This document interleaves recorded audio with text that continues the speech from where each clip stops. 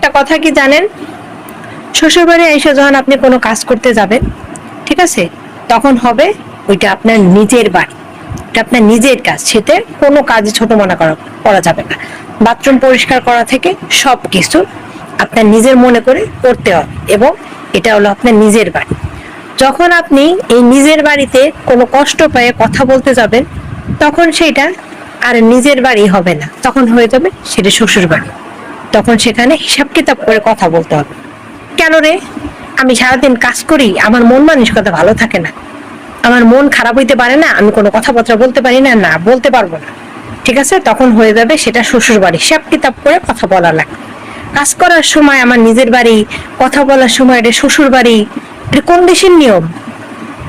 আমি যদি বাথরুম পরিষ্কার করতে পারি, তোমাদের গু ফেলো তোমরা বাথরুমে, ওটা যদি পরিষ্কার করতে পারি, ঠিক আছে, তো আমি যে সারাদিন কাজ করি, আমার